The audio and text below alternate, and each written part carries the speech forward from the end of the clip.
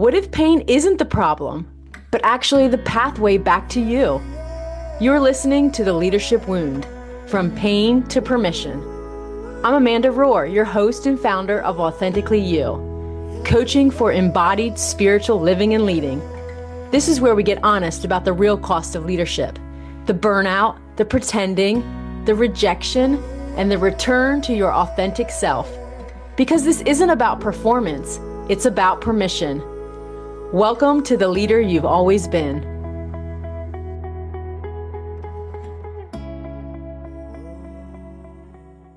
A lot of it was just through being honest and real.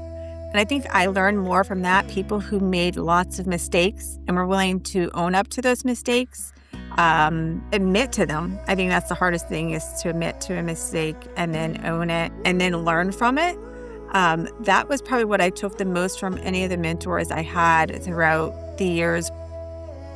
Welcome to Leadership Wound. I'm your host, Amanda Rohr, and this is the place where we honestly talk about the hidden cost of leadership. And of course, the inner work that it takes to lead and live authentically. In today's episode, it is a part of our unscripted conversation series. Instead of teaching or unpacking a concept, we just literally sit down and talk with leaders simply to create a space for honest dialogue about our leadership journeys. In these conversations, we usually explore 4 different areas. How do we understand leadership from our own experiences? And how do we stay connected to our authentic self? We also talk about the hidden costs that no one usually talks about, but we all have experienced in leadership.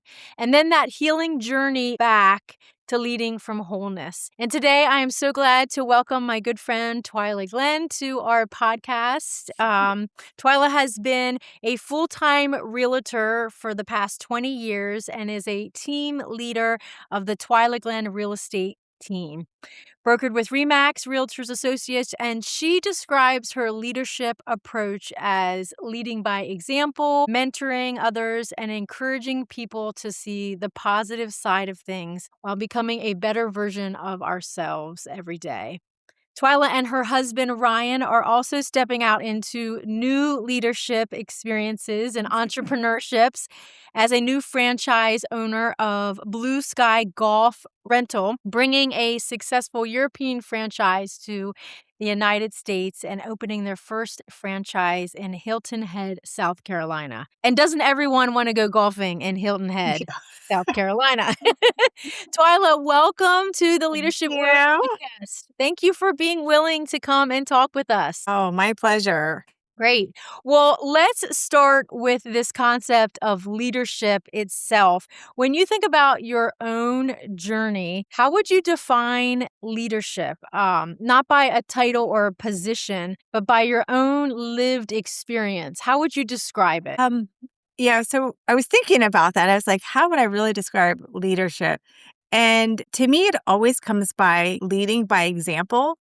I think you can see leadership qualities even in a child, that you see how they treat others, and you're like, okay, I can get some tips from that. They might be younger than me. They might be, I might have authority over them, but I can actually get some ideas, some qualities, some examples from that. So to me, leadership is always watch what people do versus what they say.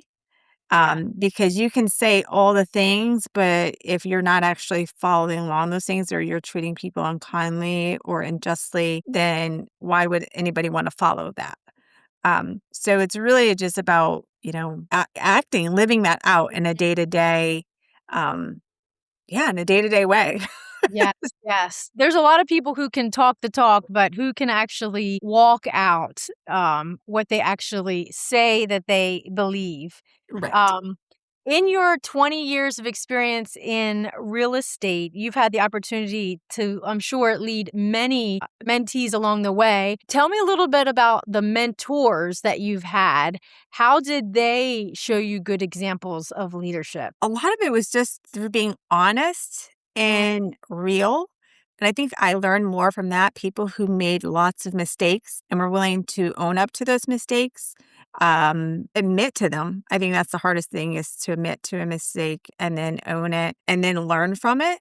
That was probably what I took the most from any of the mentors I had throughout the years, versus just giving me a 1, 2, 3 step. Mm. Like, what are they? One of my coaches says, he says, tell a story, make a point.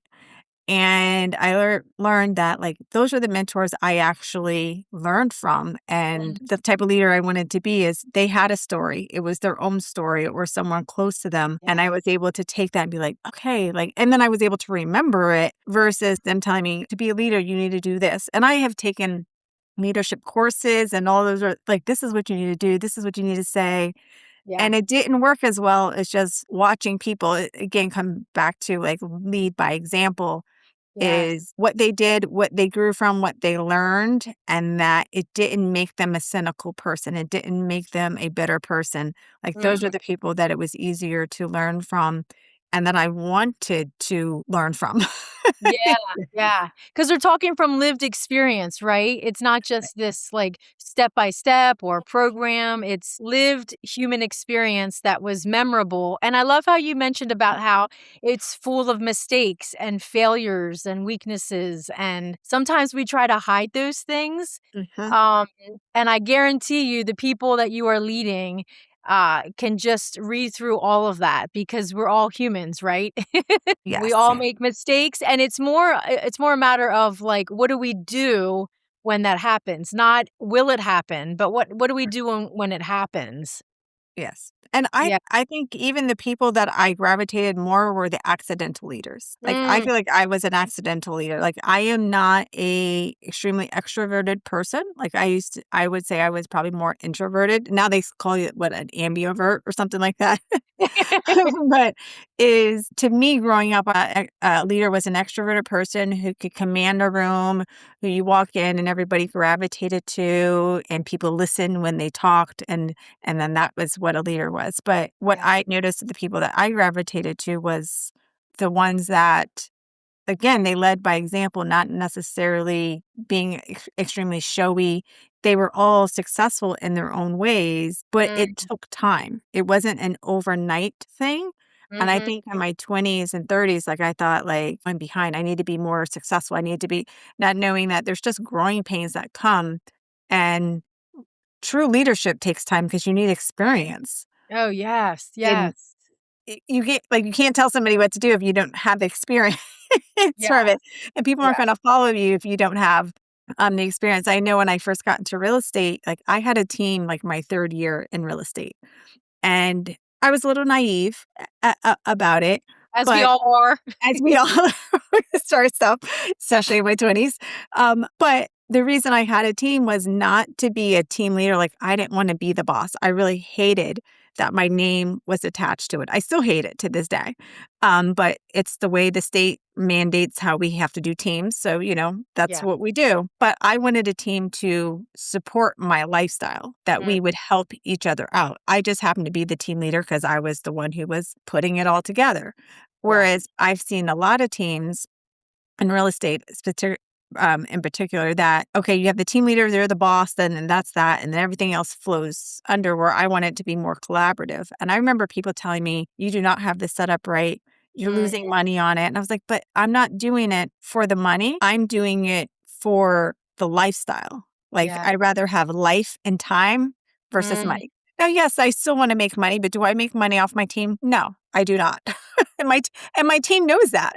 They Yeah. know, they're like, Twila doesn't make money off of us. But what do I do have is, I have a higher quality of life, because Yes. I like to travel. I like to do stuff. Like, my daughter just had her wisdom teeth out on Friday. So, like, I've been able to be home Present. and be present, but Yeah. also work, because I have people supporting me for that. So again, it was just like, okay, well, I think there's different types of leaders out there. And once I finally accepted the fact that I'm a leader, it took me a long time to accept that. Yeah. My team had a lot to do with that. They're like, you are the boss. And I'm like, oh, but am I? And they're like, yeah, you are.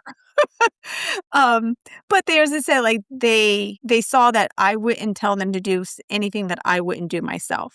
Mm. Now I also have to learn to delegate too, but that's a whole nother Whole nother Yeah. topic, Yeah. control and delegation and stuff like that. But Yeah. yeah, just leading by doing. Yeah. Yeah. Lead by example and then people follow you. I love that word of you see yourself as an accidental leader and you gravitate towards those also that way. And I wonder if that is because our society definitely gives a picture of what leadership should look like. This is the form it should look like. This is how the role functions. This is how you interact with other people in leadership. And it sounds like you really were bucking up against that and then not seeing yourself as a leader. How would you encourage other people or maybe you already do this yourself with the people that you are leading, those who are following you. How do you encourage them to step into their own, how they see leadership for themselves? It's more, it's like just saying to tell people to be open, Mm, open to whatever comes their way, not to be so closed off and to not tell themselves over and over again, I can't do something or I'm not, or because I know that was me is I'm not a leader. I'm not and versus just saying like, okay, maybe I'll just be open to it and then just let it be. And mm, then I think sometimes when you are open to those things, then those things come to you. Then you're attracting those opportunities and yeah, attracting those relationships. yeah, And then you become a leader in your own little bubble, like within your family or within your friends or within your church and in different areas, yeah. like there might be someone like in a friend group who's the leader when it comes to fun activities. And the other Mm, one might be the one when it comes to like planning dinners and just being open to that. It doesn't have to always be some like major life change, yeah. Major role controlling title. situation. Yes. Yes. Yeah. Yeah, Yeah. yeah, more of a fluid concept of what leadership. And I love how you're also describing how leadership comes out of the giftings that you have. I mean, what is the Mhm. gifting in that friend group? Well, somebody is really gifted at planning and executing something. So, they're the leader of that group during that time for that function. Uh-huh. Yeah, it's not based on title or positions, but more on the giftings, natural talents that people have. Yeah, Yes. Yeah. come in all kinds of shapes and sizes. Yes. Yeah. Yes. Well, so that's kind of a good segue into this word of authenticity, which is kind of a hot word when you talk about in leadership realm. What really is authentic? It's also one of the things that we like to talk about on the leadership wound. How do we stay connected to our own authentic selves, especially as leaders, when we tend to maybe hide? We tend to hide our mistakes. We tend to hide our wounds. We tend to hide our weaknesses, and because we want to appear as if we're this quote Mhm. unquote good leader to everyone. Was there ever a season in your leadership journey where you felt like you weren't connected to your authentic self? Yes. I am a people pleaser by nature. Mm-hmm. And so when I was always trying to please others in any realm, then I wasn't being true to myself. Yeah. There was always just like friction. It's essentially like it's working, but you could just feel it inside that Mm. like I'm not getting the results that I want, or that because I'm not being true to who I am. But then I also had to evaluate who am I. And Yes. who am I now? Who do I want to be? Who and I think people should grow and change because that is life. Life is growth. Yeah. Yeah. Some people say that this is who I am, take it or leave it. And I don't really believe that. I feel like you can adjust for any situation that you're in. That's also just normal in life. Yeah. Um, but to me, it was like I wanted to be who did I want to be? And I did this, oh goodness, probably about like 5 years ago, this, oh, no, not activity, what's the word? Like where they tell you like, hey, picture yourself, this visualization activity, we'll call it Mm. activity, Yeah. where I was in this mastermind group and they're like, picture yourself in 5 years, because people always say, where do you want to be in 5 years, And then but it was like visualizing who do you want to be? Who do you want Mm. around you? What are you wearing? What do you look like? What are you feeling? And then go back, and then you're going back in time. You fly up in the air and you come back and you're looking at yourself now sitting at your desk. And Yeah. what do you see? And I was like, that's good. Like, so that Mm. person that I visualize in 5 years, like, how do I get to that person? Yeah. Like, I was like, "Oh, that person's more relaxed. That person is," all those things, and then help me to figure out, like, who is it I am now and who does I wanna be, and then what steps do I take to get to To that get there. person? And then Yeah. what do you tell that younger self, what Mhm. that younger self is you now, versus what do I tell Right. myself in my 20s? And that honestly, that activity really helped me figure out who am I now? Like, do I complain too much? Do I want to complain? Who do I want to be? Like, I want to be a positive person. I used to say I was a realist, and I realized, no, a realist is just a negative person. So I was like, maybe I do want to be glass half full. Like, how do I change that? Um, and some of it's a lot of like self evaluation and really thinking through the thoughts that you have on a Oh, daily yes. basis. Yes. I heard this study a couple of weeks ago that said you have a thought 67 times before it becomes like your brain doesn't know if that thought is true, if it's negative, if it's positive. But after 67 times of having that thought, it rewires your brain so Oh, yeah. that it is a fact. And I'm Yes. thinking, like, how many times do I have a negative thought? How many times do I think, like, have I said, I'm not a leader? I'm not a boss. I don't want to be the boss. Like, I used to say that so Yeah. many times. Yeah. And then I realized it affected how I spoke to people, how I interacted. Like, it was either like a shoulders hunched over versus like a Mhm. shoulders back. Like, Yeah. it's okay. Like, why am I embarrassed to be the boss? Like, that Mm. is like like when you think about it, I was like, that's Yeah. kind of dumb. Right, Like, right. What's but it's behind that thought? exactly. Yeah. And it was like Yeah. really think like I had to really sit down and journal and think like, who is it that I want to be? Who does I want?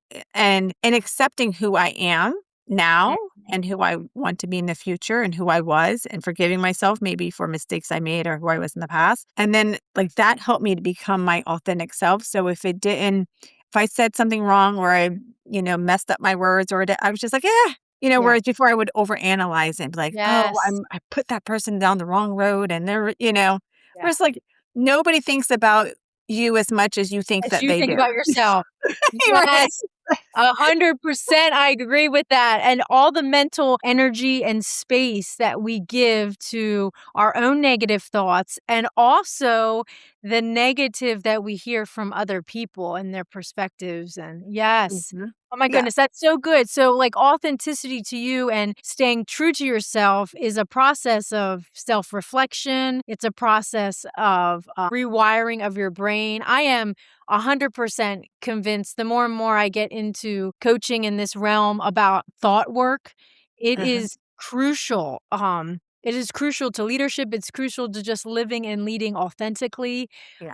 I couldn't emphasize that more, that we need to focus on the thoughts that we're thinking because our thoughts create our reality. Uh-huh. Yep. Not As they only does say, it your word is your Yes. wand.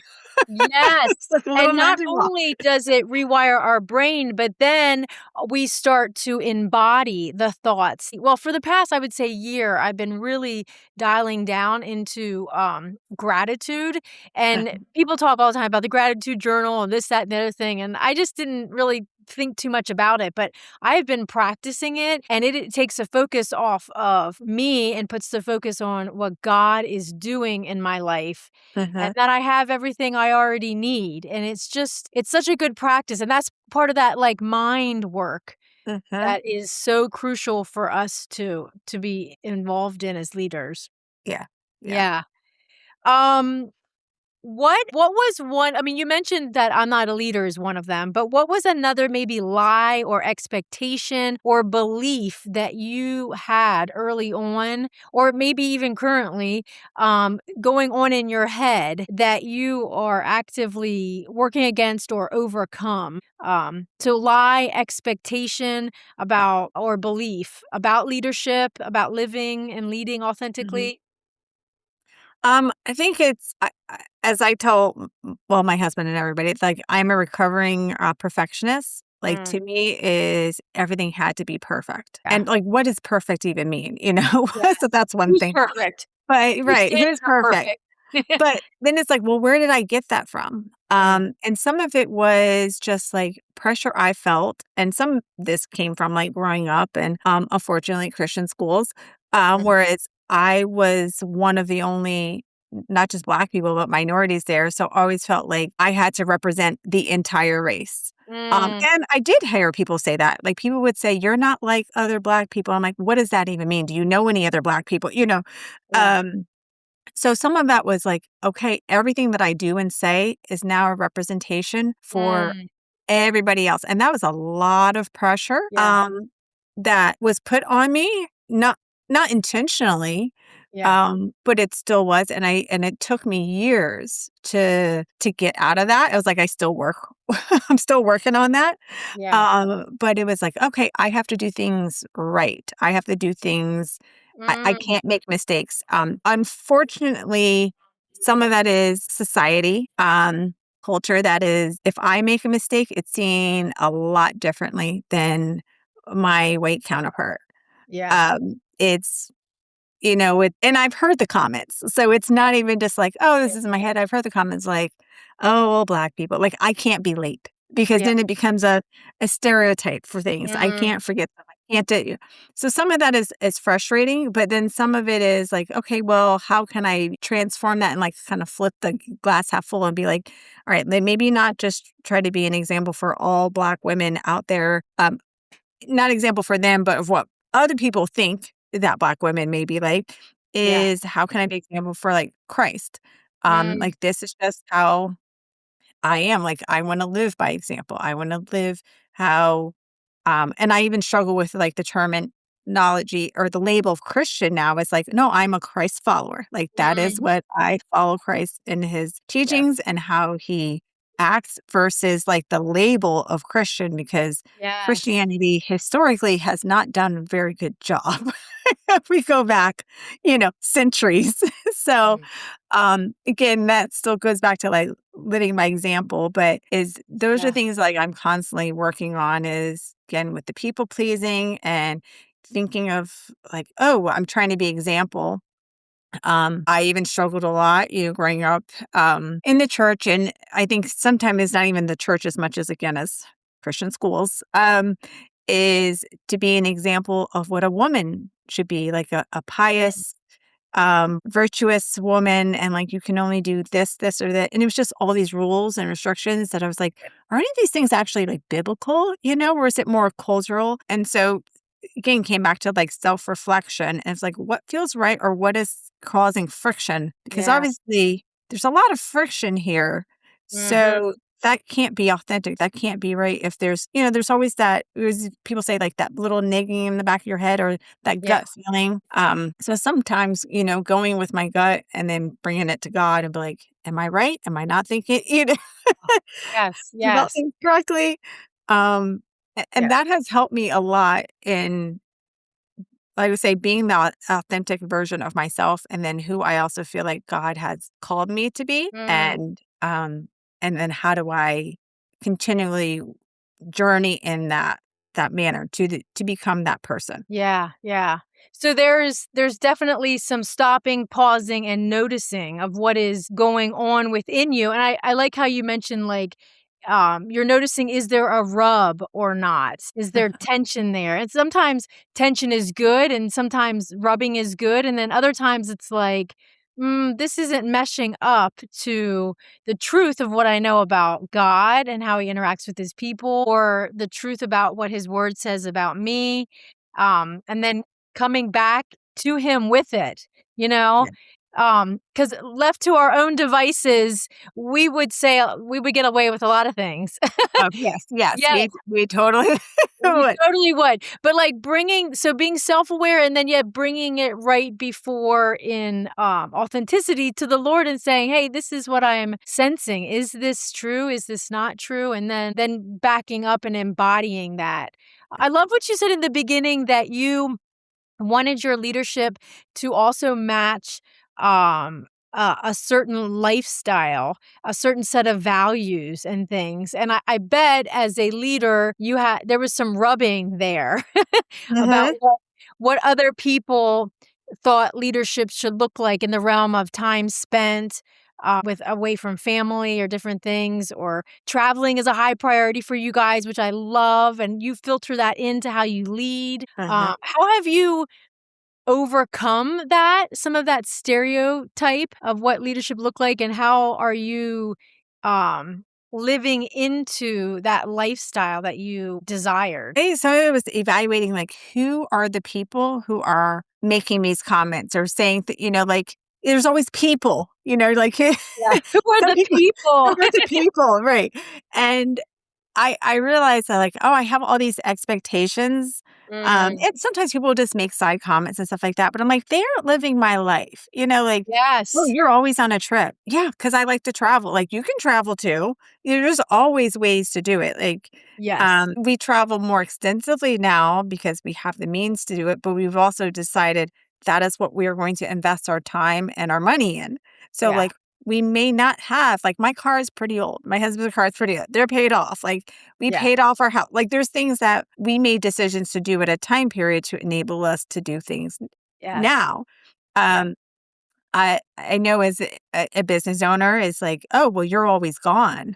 Like, who's running the business? Well, we decided to invest in people. So, Mm, like, yes, I may be paying more for our employees, yeah. but it enables us to be able to live the lifestyle that I want. Like, there Yes. is that give and take. It's not like like I Yes. would make a lot more money as a real estate agent, honestly, if I did it by myself, Yeah. Right. but Right. And then you'd have no time to and I enjoy would have no the time. people you paid. Exactly. I would have a lot of money in my bank account, but, Right. like, at the end of the day, like, do we ever remember any of those things? What do we remember? What do we look back on? It's the experiences. It's the people that we met. It's those things, like, those are the things, not like, I mean, I do like fashion. I like clothes. So, Yes. Yes. I don't remember what I wore, 2 years ago, unless I see myself in a picture with it, So it's just like, but I Right. remember that experience. So it's just, I had to, and Ryan and I had both had to do that. Is like, who are the people around us that build us up, who are maybe a little Yeah. too negative in their passive aggressive comments? Like, do those people need to be in our lives? I also learned in Yeah. the last couple of years that I would say, as a society, we have not been taught how to think. Mm, We follow, but we don't ever take time and really, like, ponder. yeah. And so it's like, I've been taking that time to ponder, like, okay, what is it that I want with my life? What is it that I want to be an example to the people close to me, like my inner circle? Who Yeah. do I want to be in my inner circle? How do I want to influence my kids? Because I'm going to have a bigger impact on them, my children, my team, my clients, than I am on society at large. And that's Yeah. okay.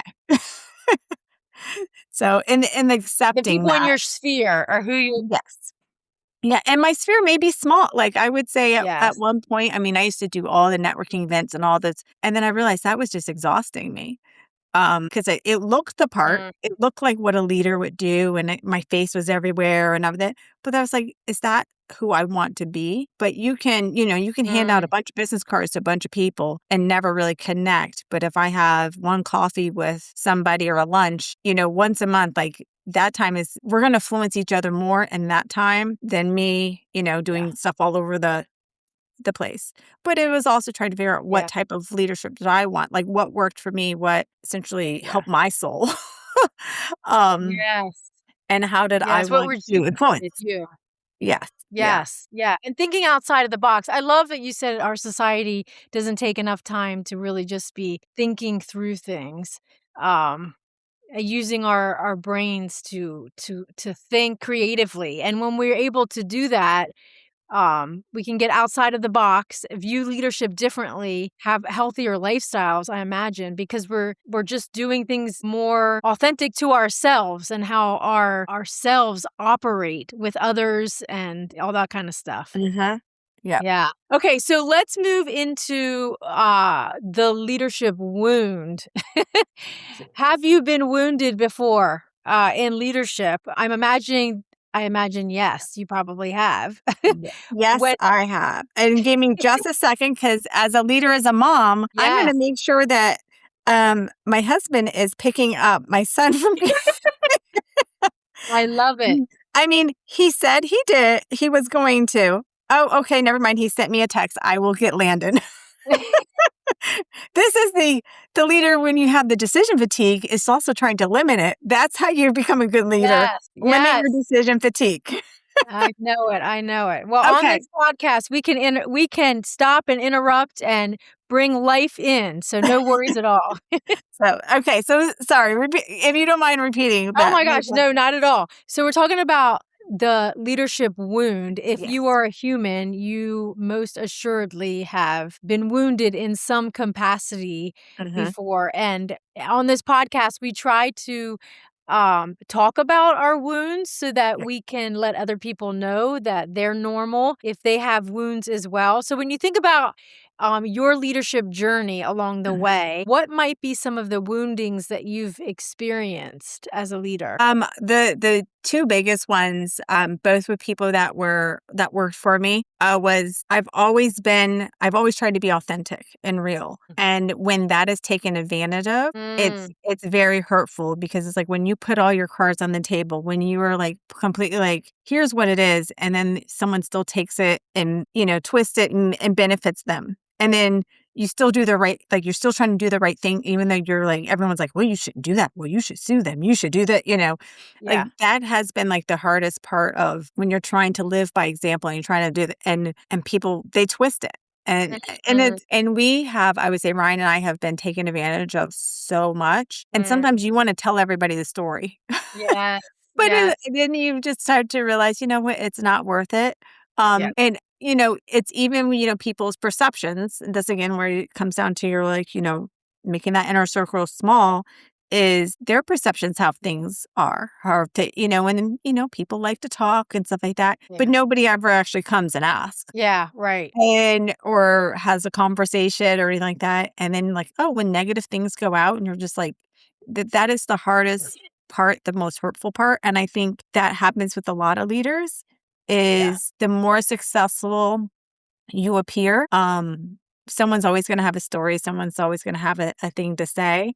yeah, And yeah, it is sometimes it's very hard to not be bitter and not yeah, become bitter or not become cynical. And I do see like almost this like divide of people who have they can always usually pinpoint that transaction, that activity, that employee, whatever it was that like made that shift. But yeah. it's like, okay, you can decide to, all right, I'm not going to help anybody anymore. Like, or I'm going to Mm, do this myself, or I'm going to, or you're going to say like, okay, that was hurtful. What can I learn from it? And yeah, then, but I'm not going to let it change me at my core. I'm not going to let it make me bitter yes, because again, who does it really affect? You. Like, yes. what do they say? Forgiveness is not just for that person who is My God. forgiven, but it's, for the forgiver. Yes, So, yeah. those have been like, again, I can think of like two transactions as two, like I said, Interaction. employees, actually three employees over the years. Thankfully, they weren't all right at the same time. Yeah, But once I did let those go, it also, every experience, I try to make it a teaching lesson. I'm mad, I'm upset. Like, that's human nature. And it's okay to have those feelings and express those feelings because you can't be positive all the time. You can't be, but it's like, okay, this is where I'm going to be at the moment. And then I'm going to move out of it. And yes, I'm not going to stay there. And I'm going to shift. And I'm not going to let whatever happened define me or change me unless it's going to change me in a positive. But again, I think that's the mindset. That's the words that you're telling yourself. If you have to like mhm, like I said, tell yourself that 67 times until you yes, believe it. yes, yeah. Um, And I love how you mentioned about how you have to acknowledge it. Like you have to feel it. This was painful. This did not feel good. You have to stop and feel it and notice it, acknowledge it, like verbalize it, give it a word. mhm. Because if you act like nothing happened, first of all, you're not accepting your humanity, but Yep. then it just stays. It stays within you. But if there's almost like this power in confession. This is how I'm Mhm. feeling. This is what's going on right now. I believe that's very biblical, the power of Yes. confession. And once it's out, it loses the power it has on you. And then you mentioned that this is where I'm at. but I'm not going to stay there. And Uh-huh. that's powerful too. Versus I'm not feeling this way. I'm doing okay. Why do we act Mhm. like it's not happening? Is Right. beyond me. Why we do that with these type of woundings. But I'm not going to stay there. What are some things that have helped you not stay there in that place of maybe defensiveness or bitterness? Because those are all really normal human reactions that Uh-huh. happen when things like that occur to us. I think part of it is so I'm a part of this, we call it a mastermind group. It's people around the country. We all Yeah, own different businesses and we just kind of like meet virtually once a week. And essentially we've kept each other accountable to these mm, things. I've been part of this group for, I don't know, about 4 years now.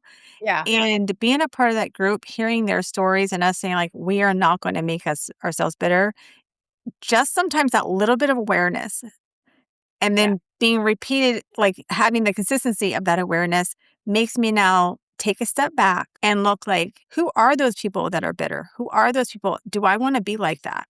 Do I mm, want to be like the people that are complaining? And like having a picture of who those people are in my life.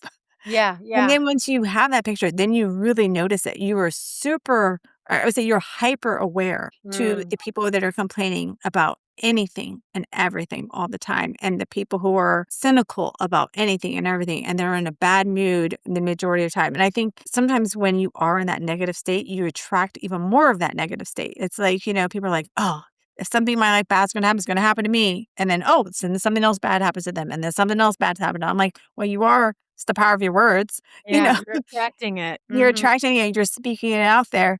Yeah, So a lot of the things have just, like I said, having those people in your life that can yes. challenge you, but Mm, then you can also speak to, but who are also authentic about it because I'm also going to I'm not going to trust somebody who's in a good mood all the time because I'm like, what's really yes. going on?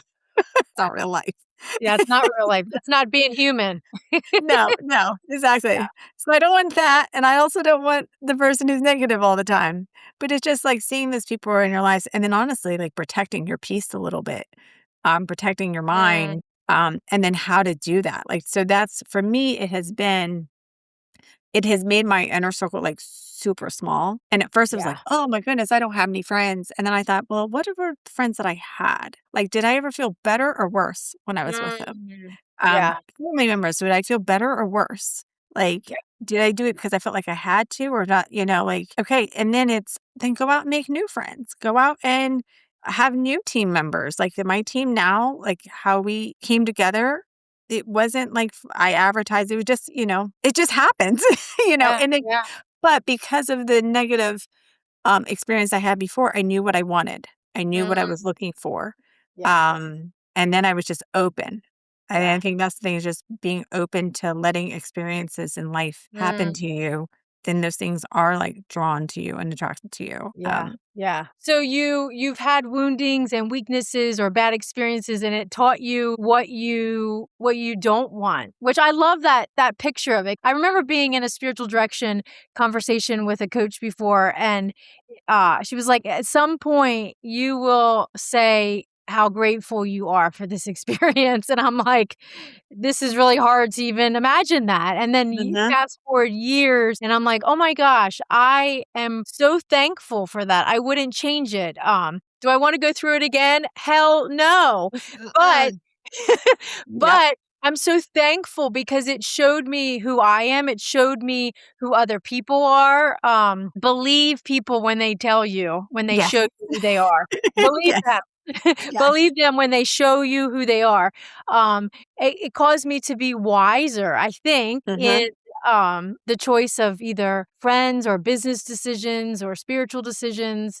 There's this growth journey, and I think sometimes we want to circumvent the Yes. hurt and the hardness, but there is sacrifice and pain in the human life, and Hmm. especially if you're a follower of Jesus, it's a given.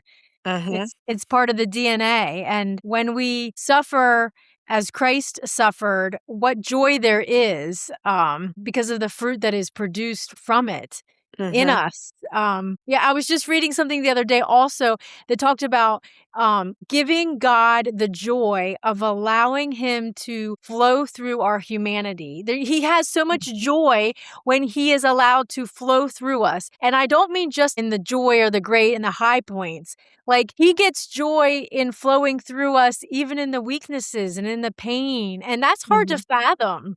Yeah. That God has pleasure as he's working through us throughout our humanity. But he is the God who is with us, isn't he? The Yep. the incarnate God, and it's not just in the joy and the Yeah. great things. It's in the whole living experience. So as we kind of close out here, maybe give me one or two things that you felt like was most impactful for you as you journeyed back to wholeness and healing after some of those woundings. Like maybe you could picture in your mind one of those experiences that was really just traumatic or deeply wounding. What what kind of things could you tell our audience that were helpful in the journey back to your true authentic self? One of those things was like finding something. It really made me have to figure out like what helps me become whole. Mm. Like what activities? Like sometimes it's not just about like my Yeah, mind thinking through it. Like sometimes you have to actually do some things. yeah, And one of those was like I like being out in nature, but I'm not like a hiker or anything like that. Like yeah. let me walk through a European city that's paved and stuff like that. It has beautiful shops. You're right. But I do like to be outside, um, just fresh air, like taking a Mm, walk, like some of the little things that just going for a walk, I'll walk around the block. Like yeah, my one of my team members, she calls it like her personal trainer calls it fitness snacks. Like, you take a little snack and you just go outside for like 10 minutes yes, and just walk, take your breath. yeah, Some of it was, like, getting up and, um, I used to be so like, "Oh, I gotta do my devotions. I gotta do" because that was what I was taught, like, "You gotta do your devotions first thing in the morning, 15 minutes a day." But I'm like, yeah, I am not a morning person, so yeah. maybe that's in the evening, or it's even just, like, sometimes now my devotion is more of a meditation, Mm, is mm, I'll read the Bible, and then I'll just sit there and just, mm. like, really try to, like, calm my heart and calm my mind, and I did that and calm my breathing, like, learning how to breathe.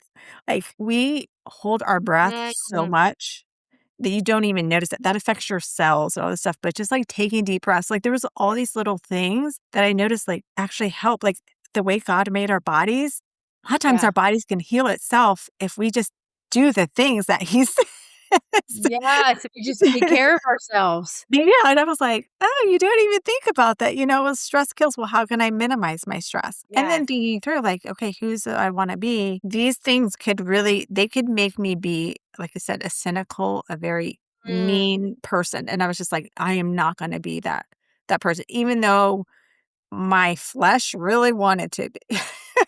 yeah, But it's like, yeah, no, but then that means I let that person in that situation control me, and I don't want anybody to have that type of control over me, and they don't even know it, that person doesn't even know it.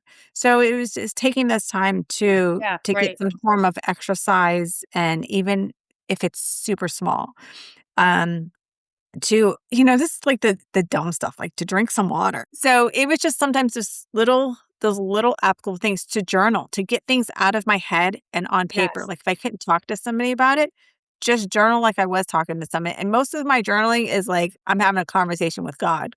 And yes. putting down the pen and just not lifting it because so much stuff comes out when you just write, not write Mm, for the sake of, oh, we got to answer these questions or anything like that, like just like pouring out what was on your heart. And then sometimes I wind up yeah, answering my own question. I was like, oh, well, actually, God did, and I even did the flip the Bible game where like, all right, Lord, I don't even know what to read today. Flip it open. You're like, oh, that's what actually needed to hear. Okay. yeah, Like, so those things really help me to b and I said that I'm still doing to yeah. get over some of those wounds. It doesn't mean that I still have them, but I was like, I'm not gonna focus Mm, on them. yeah, I'm gonna yeah. choose to not, and if they come in my head, it's something I say to myself 3 times, "Cancel, cancel, cancel." Like, I am canceling out that Amen. negative I do not thought. receive. I do not receive. Exactly, and then move on because it's still gonna come up. You're still gonna Yeah, think about it. You're still gonna, yeah, want to revert, but then that's like, "Nope, not going to." Yeah. and move on. Yeah, it's a retraining of our minds, you know? I want the mind of Christ. Give me the mind of Christ. Retraining. Mhm. Yep. Yes. Well, okay, one last question. I just thought about this. What permission are you currently giving yourself in this season of leadership? I'm really a big proponent on internally, we need to be giving ourselves more permission instead of looking for everybody else for external validation or external permission for things. What kind of things currently are in your season of leadership are you giving yourself permission for? Giving myself permission to receive grace, like to just be okay with whatever happens in the day. Like we have all these lists, these to-dos and things that you want to get done, and then they don't. And then I beat myself down for, I'm like, oh, I should have done this today. I should have been more productive and just taking a time to like be in the moment daily and not so much of these things that I have to, because I say a lot like, oh, I need to, I have to, instead of like, no, I'm choosing to. Like, I don't like washing the dishes, but I like a clean kitchen. So like when I set the kitchen every night, because I like to wake up and I like to get my coffee and I don't like anything on the countertop. So instead of being bitter about it for the last 25 years, like now I'm like, you know what? I'm deciding to do this and I'm enjoying doing this and I'm giving myself permission to be okay with doing this at this moment in time. Yes. And then if anything that I don't get done for the day, I'm giving myself permission to stop and I can get it done. So just giving myself that grace and that permission to just be okay with the day has actually helped me. I probably am actually being more productive, but it's helped my mental, because it's all in your mind. And I'm just going to say that we don't realize how much mental energy we waste, how much mental capacity is being taken over by the negative thoughts or the pressure and the burdens. I mean, I'm telling you, I love what you said. You're probably more productive because of the things that you are renewing your mind with than previously living under a taskmaster, you know? Yeah.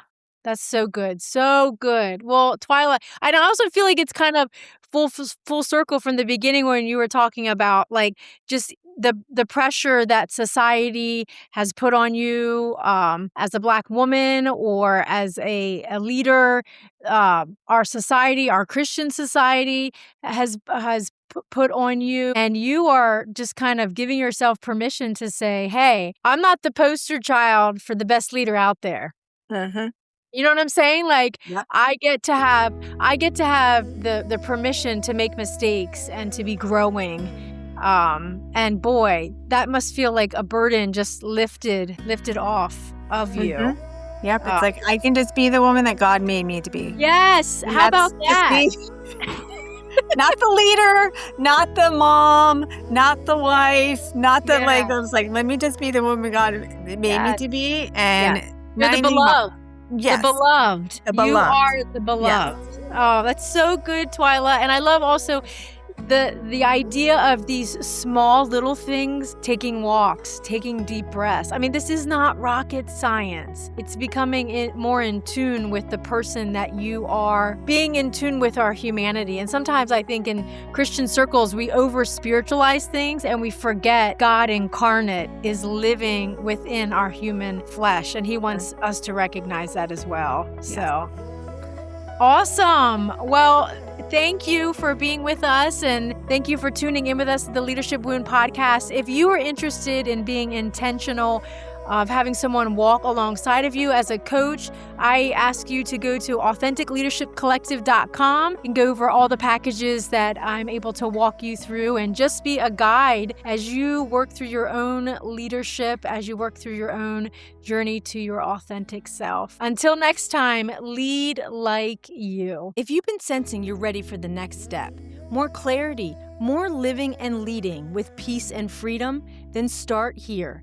Download your free Authentic Leadership Starter Bundle at authenticleadershipcollective.com, including 10 traps that keep leaders stuck, an 8-minute morning meditation to reconnect with God, plus practical tools to realign with your true self. And if you want support turning this into real lived change so you can live and lead like you, book a free call with me so you can begin today living and leading authentically.